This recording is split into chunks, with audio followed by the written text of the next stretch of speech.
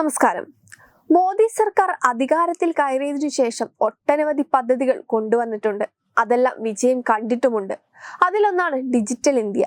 ഇപ്പോൾ കോടിക്കണക്കിന് ഇന്ത്യൻ പൗരന്മാർക്ക് ഡിജിറ്റൽ തിരിച്ചറിയൽ രേഖകൾ നൽകി അർഹമായ ആനുകൂല്യങ്ങൾ നേരിട്ട് അവരുടെ ബാങ്ക് അക്കൗണ്ടുകളിൽ എത്തിക്കാൻ ഇന്ത്യക്ക് കഴിഞ്ഞത് ഭരണനിർവഹണത്തിൽ ഡിജിറ്റലൈസേഷൻ ഏർപ്പെടുത്തുന്നതിന്റെ ഏറ്റവും മികച്ച ഉദാഹരണമാണെന്ന് രാജീവ് ചന്ദ്രശേഖർ പറഞ്ഞിരിക്കുകയാണ്.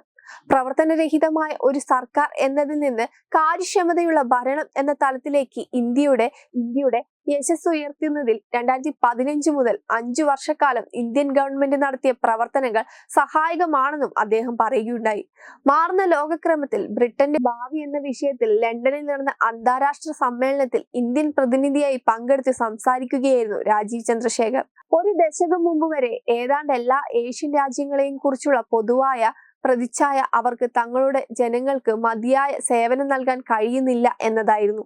എന്നാൽ 2014 ശേഷം ഇന്ത്യ പൊതുഭരണത്തിൽ സാങ്കേതിക വിദ്യയുടെ സാധ്യതകൾ പ്രയോജനപ്പെടുത്തിക്കൊണ്ട് ആ ധാരണ തിരുത്തിക്കുറിച്ചു. ഇന്ന് പരമാവധി ജനങ്ങൾക്കും ഡിജിറ്റൽ സാക്ഷരത നൽകിക്കൊണ്ട് ഭരണ സംവിധാനത്തിൽ സുതാര്യതയും കാര്യക്ഷമമായ സേവനങ്ങൾ ഉറപ്പാക്കാൻ ഇന്ത്യക്ക് കഴിഞ്ഞുവെന്നും അദ്ദേഹം പറഞ്ഞു.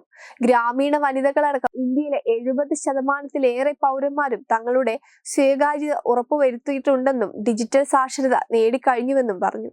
UK അടക്കമുള്ള രാഷ്ട്രങ്ങൾക്ക് ഇന്ത്യയുടെ മാതൃകാപരമായ ഡിജിറ്റൽ സാമ്പത്തിക ഭരണ സംവിധാനങ്ങൾ അതത് രാജ്യങ്ങൾക്ക് അനുയോജ്യമാം വിധം സ്വാംശീകരിച്ച് പകർത്താവുന്നതാണെന്നും അദ്ദേഹം പറയുകയുണ്ടായി.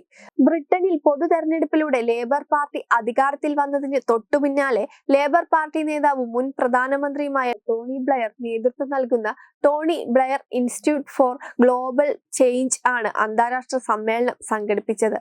നിർമ്മിത ബുദ്ധി, മെഷീൻ ലേണിംഗ് തുടങ്ങിയ മേഖലകളിൽ സംഭവിക്കുന്ന മാറ്റങ്ങൾക്ക് അനുസൃതമായി ബ്രിട്ടൻ അടക്കമുള്ള ജനാധിപത്യ രാജ്യങ്ങളിലെ പൊതുഭരണ സംവിധാനങ്ങൾ ആധുനികവൽക്കരിക്കപ്പെടേണ്ടതിന്റെ സാധ്യതകൾ യോഗം ചർച്ച ചെയ്യുകയും ചെയ്തിരുന്നു.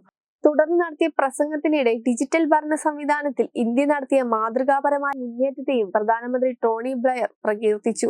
ബ്രിട്ടനിലെ ഇന്ത്യൻ ഹൈക്കമ്മീഷൻ ശ്രീ വിക്രം ദൊരൈസ്വാമി അടക്കം വിവിധ രാജ്യങ്ങളിൽ നിന്ന് ക്ഷണിക്കപ്പെട്ട നയതന്ത്ര പ്രതിനിധികളും മുതിർന്ന ഉദ്യോഗസ്ഥരും അടങ്ങുന്ന വേദിയിലാണ് ഇന്ത്യയുടെ ഡിജിറ്റൽ ഭരണക്രമത്തെക്കുറിച്ച് രാജീവ് ചന്ദ്രശേഖർ നടത്തിയ അവതരണത്തെ Tony Blair പ്രകീർത്തിച്ചത്.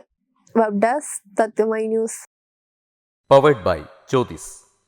Realizing your dream home.